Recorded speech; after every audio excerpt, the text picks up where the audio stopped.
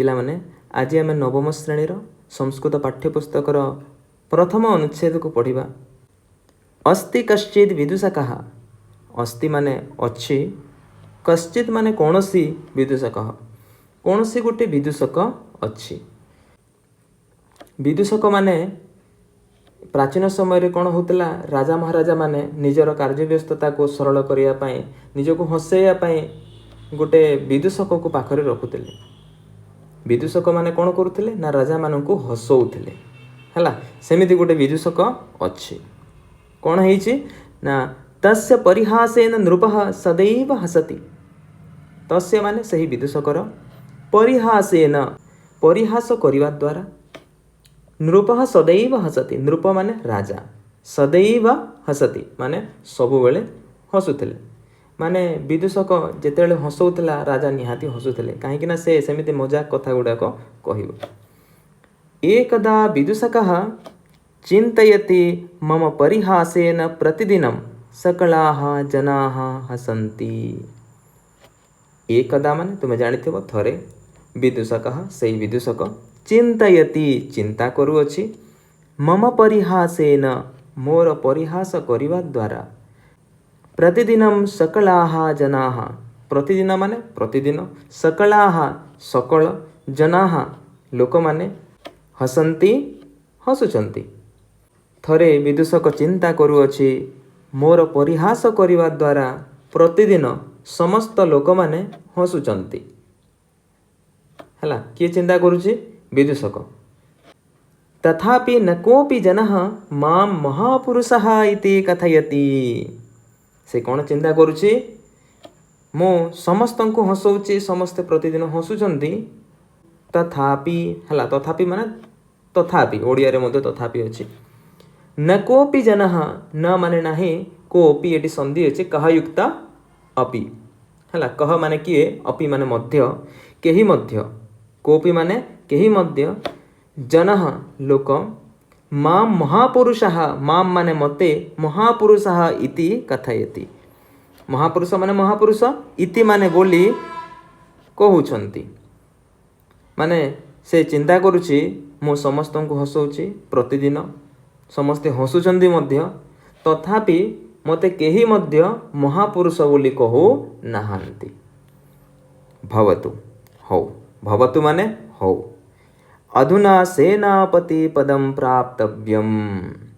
अधुना माने एबे, सेनापति पदम सेनापति पद को प्राप्तव्यम प्राप्त करिवा उचित। से मनरे चिंता करुछि मो समस्त को एमिति हसौछि किंतु केही मध्य मते महापुरुष बोली कहु नाहांति। विदूषकः राजानं वदति। विदूषक राजा को कहूअछि महाराज संबोधन करी कहूछि। देखो जो संबोधन थी प्रथमा विभक्ति होता है। विदूषक राजा को कहूअछि, विदूषक राजानम माने राजा को वदति कहूअछि महाराज इच्छामि सेनापति पदम। से राजा को जाई कहूछि हे महाराजा इच्छामि इच्छा करूअछि सेनापति पदम सेनापति पद को।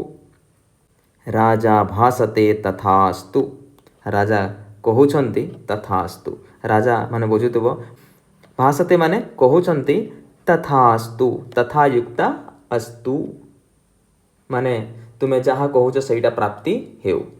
शुणिथिबो प्राचीन समय रे जो मुनि ऋषि माने थिले तांकु जहा मागिले किमा भगवान को जहा मागिले तथास्तु बोली कहउतले। जहा तुमे इच्छा करछ सही इच्छा तुमर पूर्ति हेउ। तदा विदूषकः नृपम खड्गम याचते। सही समय रे कौन होइछि तदा, तदा माने सेते बेले विदूषकः सही विदूषक नृपम नृपकु माने राजा को खड्गम याचते। खड्गम माने खंडा हला। सही समय रे कौन होइछि विदूषक राजा को खंडा याचना करिछि माने मागिछि। याचते माने मागुछि। कौ समय रे राजा जिते बेले कहिसंती तथास्तु, सही समय रे विदूषक राजा को खंडा मागिछि। परिहासेन नृपः विदूषकाय दीर्घम खड्गम ददाति। परिहासेन माने परिहास करिके नृपः राजा विदूषकाय विदूषक पाई दीर्घम खड्गम ददाति ପରିହାସ କରିକି, ପରିହାସ ମାନେ ମଜାକରେ ତାଙ୍କୁ ଦୀର୍ଘ ଖଣ୍ଡା ଦେଇଛନ୍ତି। ଯେତେବେଳେ ବିଦୂଷକ ରାଜାଙ୍କୁ ଖଣ୍ଡା ମାଗିଛି, ରାଜା ମଧ୍ୟ ପରିହାସ କରିକି ତାଙ୍କୁ ବଡ଼ ଖଣ୍ଡାଟା ଦେଇଛନ୍ତି। ତଦା ବିଦୂଷକଃ ମୋଦତେ, ତଦା ମାନେ ସେତେବେଳେ ବିଦୂଷକ ମୋଦତେ, ମୋଦତେ ମାନେ ବହୁତ ଖୁସି ହେଉଛି ହେଲା। ସହ ଖଡ୍ଗମ୍ ଧୃତ୍ୱା ଚଲତି, ସହ ମାନେ ସେହି ବିଦୂଷକ, ଖଡ୍ଗମ୍ ଧୃତ୍ୱା ସେଇ ଖଣ୍ଡାକୁ ଧରିକି ହେଲା, ଧୃତ୍ୱା ଏଠି ଅସମାପିକା କ୍ରିୟା ଧରିକି, ଚଲତି ଚାଲିଲା। ଯେତେବେଳେ ରାଜା ତାକୁ ଖଣ୍ଡା ଦେଇଛନ୍ତି, ଖଣ୍ଡାକୁ ଧରିକି ସିଏ ଚାଲିଲା ତାର। ନୃପଃ ତମ୍ ପୃଚ୍ଛତି କୁତ୍ର ଗଚ୍ଛନ୍ତି ମହାଭାଗାଃ, ନୃପଃ ତମ୍ ପୃଚ୍ଛତି, ନୃପଃ ମାନେ ରାଜା, ତମ୍ ସେଇ ବିଦୂଷକକୁ, ପୃଚ୍ଛତି ପଚାରୁଛି, କୁତ୍ର ଗଚ୍ଛନ୍ତି ମହାଭାଗାଃ, ହେ ମହାଭାଗା କୁଆଡ଼େ ଯାଉଛନ୍ତି କି ନାହିଁ। ଖଣ୍ଡା ତାଙ୍କୁ ଦେଲା ପରେ ଖଣ୍ଡା ଧରିକି ସେ ଧାଇଁବାରେ ଲାଗିଲେ। ତାପରେ ସେ ତାଙ୍କୁ ପଚାରୁଛନ୍ତି, ହେ ମହାଭାଗା କୁଆଡ଼େ ଯାଉଛନ୍ତି। ବିଦୂଷକଃ ବଦତି ସୈନ୍ୟ ସକାଶଂ ଗଚ୍ଛାମି, ବିଦୂଷକ କହୁଅଛି ସୈନ୍ୟମାନଙ୍କ ପାଖକୁ ଯାଉଛି। ବଦତି ମାନେ କହୁଅଛି ସୈନ୍ୟ ସକାଶଂ, ସୈନ୍ୟମାନଙ୍କ ପାଖକୁ ଗଚ୍ଛାମି ଯାଉଅଛି। ଏତିକିରେ ଆମର ପ୍ରଥମ ଅନୁଚ୍ଛେଦ ସରିଯାଇଛି। ଆଶା କରୁଛି ପ୍ରତି ଶବ୍ଦକୁ ତୁମେ ବୁଝିପାରିଥିବ। ଯେଉଁଟା ନ ବୁଝିପାରୁଛ ତୁମେ କମେଣ୍ଟ ସେକ୍ସନରେ ପଚାରି ପାରିବ। ଆଉ ଏହି ଅନୁଚ୍ଛେଦରେ ପାଖାପାଖି ପ୍ରତି ସ୍ଥାନରେ ଆମର ଲଟ୍ ଲକାର ପ୍ରୟୋଗ କରାଯାଇଛି ବର୍ତ୍ତମାନ କାଳର। ଆଉ ସବୁ ସହଜ ଆଉ ସରଳ ଭାବରେ ବର୍ଣ୍ଣନା କରାଯାଇଛି। ଏହି ଅନୁଚ୍ଛେଦର ପ୍ରଶ୍ନୋତ୍ତରକୁ କରିବା। ଏକେନ ବାକ୍ୟେନ ସଂସ୍କୃତ ଭାଷାୟା ମାତୃଭାଷାୟା ବା ଉତ୍ତରମ ଲିଖତ, ଗୋଟିଏ ବାକ୍ୟରେ ସଂସ୍କୃତ କିମ୍ବା ମାତୃଭାଷାରେ ଉତ୍ତର ଲିଖ। କ ନମ୍ବର, କସ୍ୟ ପରିହାସେନ ନୃପଃ ସदैବ ହସତି, କାହାର ପରିହାସ କରିବା ଦ୍ୱାରା ରାଜା ସବୁବେଳେ ହସୁଛନ୍ତି। ବିଦୂଷକର ପରିହାସରେ ରାଜା ସବୁବେଳେ ହସୁଛନ୍ତି।